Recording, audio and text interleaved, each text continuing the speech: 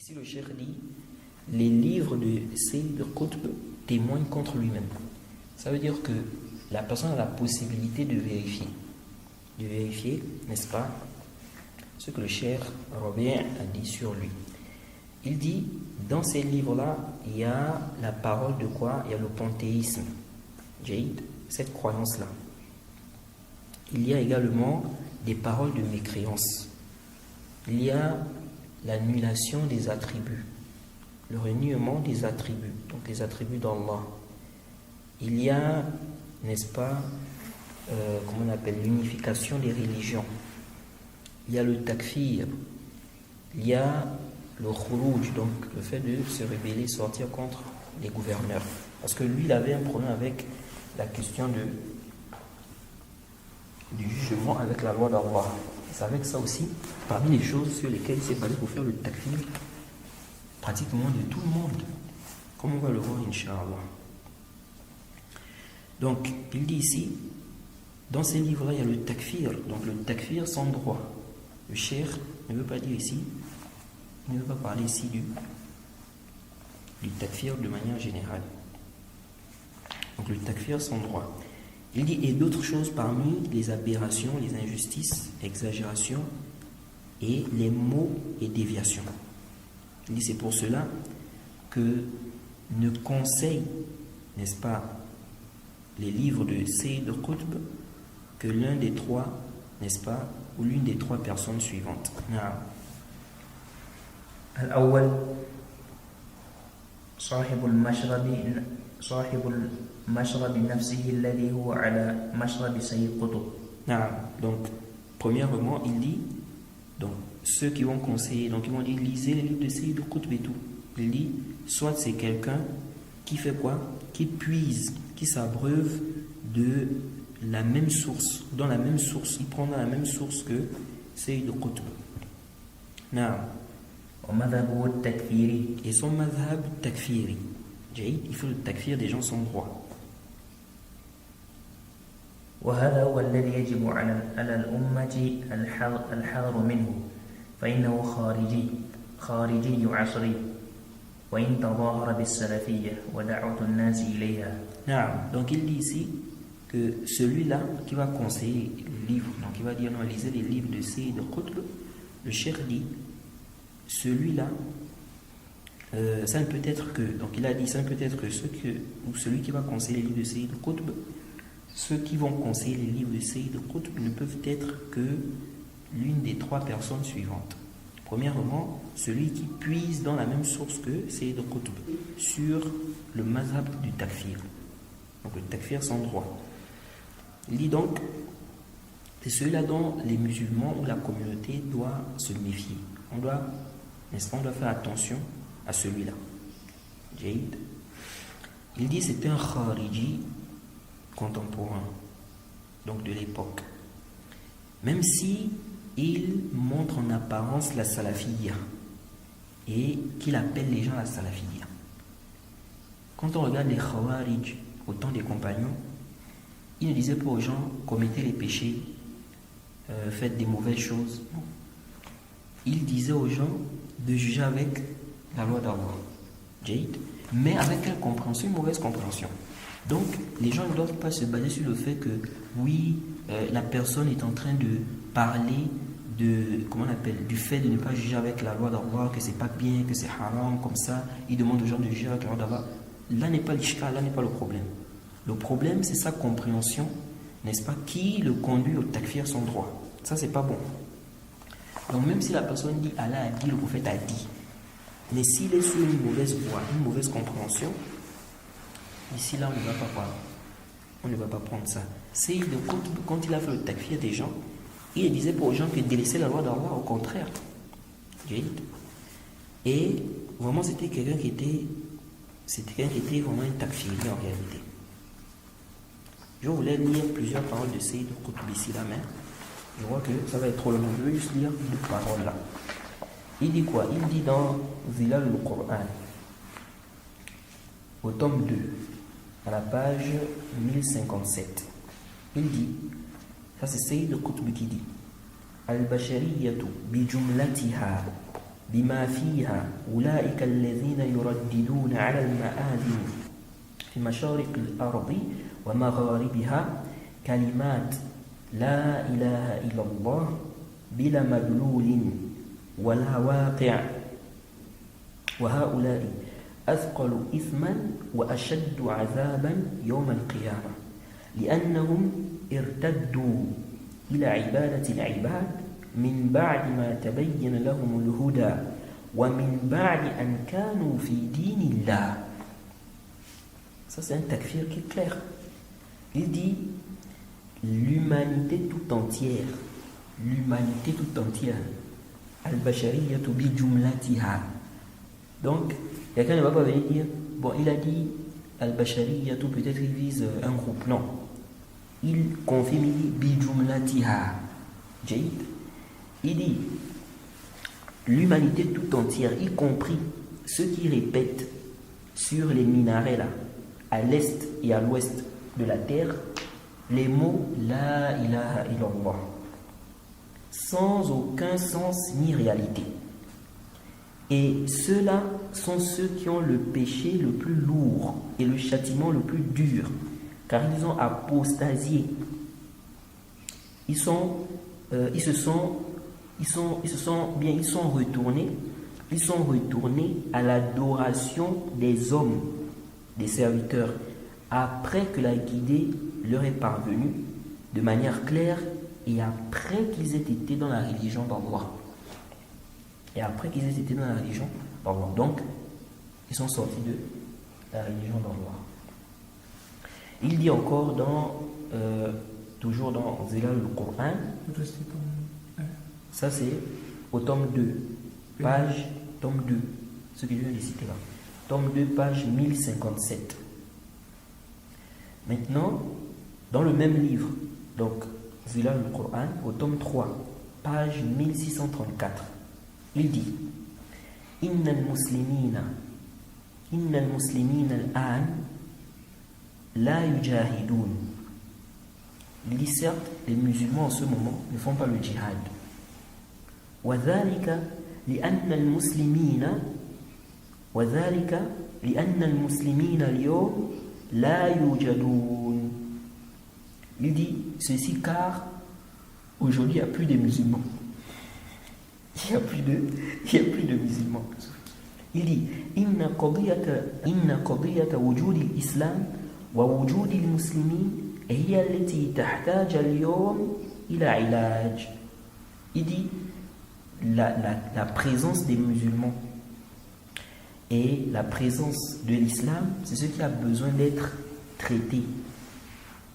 C'est le problème qu'on doit l'avoir traité. Donc, on ne doit pas l'avoir traité la question du djihad même. Le problème qu'on doit l'avoir traité, c'est la présence même de l'islam et des musulmans. Est-ce que vraiment il y a des musulmans? Est-ce que vraiment l'islam est là? Donc, c'est ça le vrai problème. Donc, ici, là, il nous dit les musulmans ne font pas le djihad. Pourquoi les musulmans ne font pas le djihad, Sayyid Qutb? Il dit car aujourd'hui il n'y a plus de musulmans.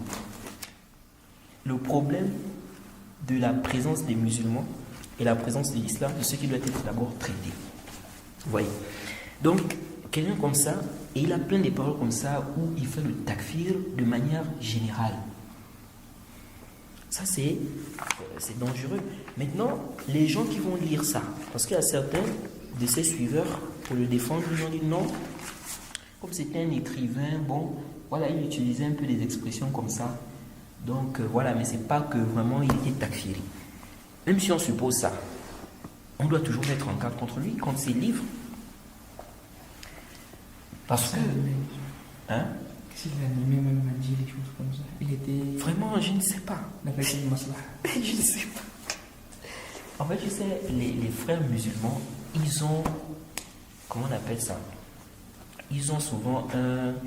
je ne sais pas comment je peux dire ça. Ils ont un engouement à parler des questions des gouverneurs, des dirigeants.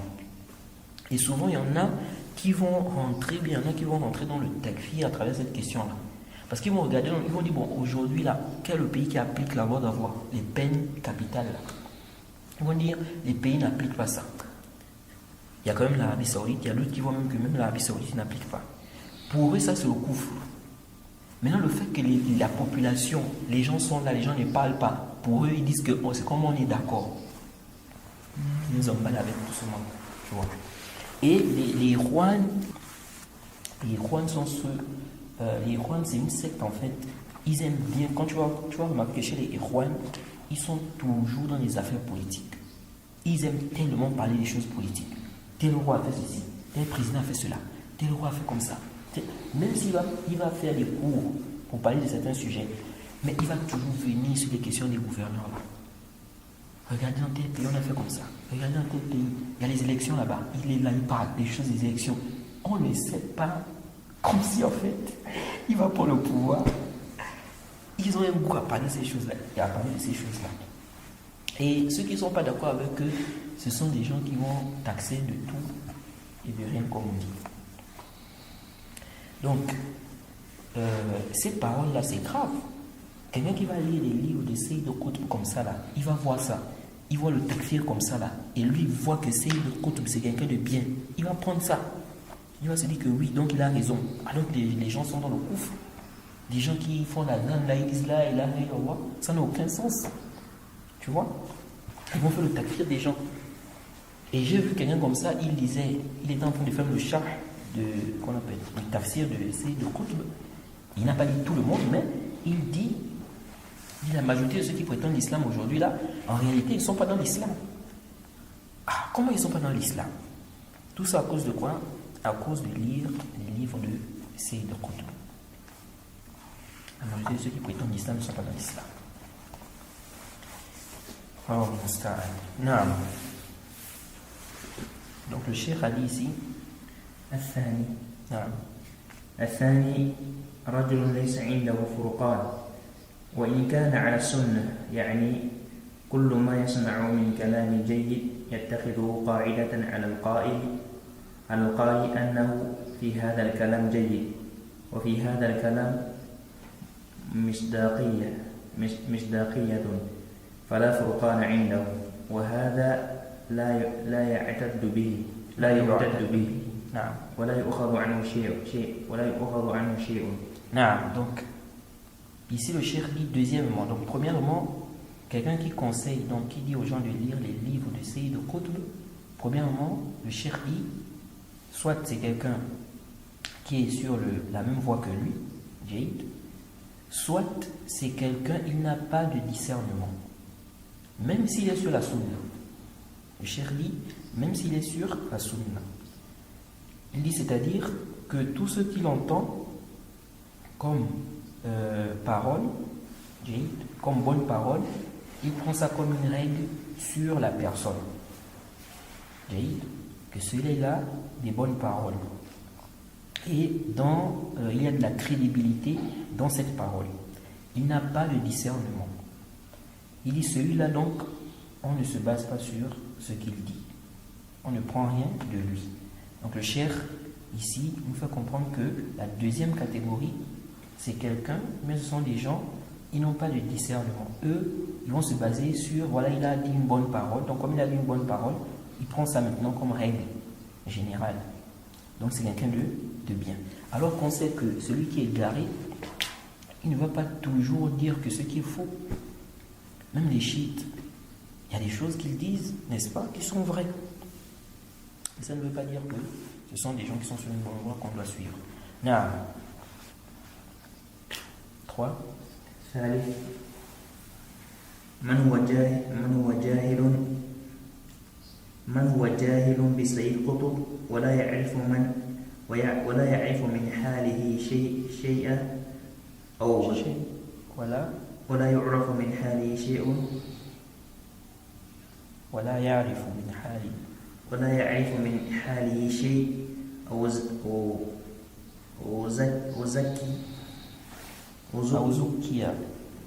زكي له من قبل أهل الفتنة والضلال فمشى على هذا. Il dit troisièmement, troisième catégorie, c'est la catégorie de ceux-là qui sont ignorants. Donc quelqu'un qui est ignorant, il est ignorant du cas de Seyd Qutb. Quelqu'un qui est ignorant du cas de Seyd Qutb, il ne connaît rien de sa situation. ou bien quelqu'un a fait une tazkiya parmi les gens de Fitan, les gens de l'égarement. Et donc lui s'est basé sur cela. Donc le cheikh nous fait comprendre que soit c'est quelqu'un, celui qui va conseiller les livres de Sayyid Qutb, soit c'est quelqu'un qui est sur la même voie que lui, il prend dans les mêmes sources que lui, soit c'est quelqu'un qui n'a pas le discernement. Donc lui, il n'a pas le discernement, il mélange les choses, il n'a pas une clairvoyance. Il dit soit c'est quelqu'un qui ne connaît pas la situation de Sayyid Qutb. Et la deuxième catégorie, là on voit ça beaucoup. Des gens, ils connaissent ce qui est reproché à Sayyid Qutb, les égarements de Sayyid Qutb, mais ils n'ont pas le discernement. Pour eux, on peut toujours prendre de Sayyid Qutb, c'est quelqu'un, n'est-ce pas, de bien. Donc celui-là, il n'a pas le discernement. Ensuite, le cheikh a dit هذا هو الوجه الثاني. ça c'est le deuxième aspect. Deuxième aspect. Oui, le deuxième aspect par rapport à ce qu'il a dit sur Sayyid Qutb.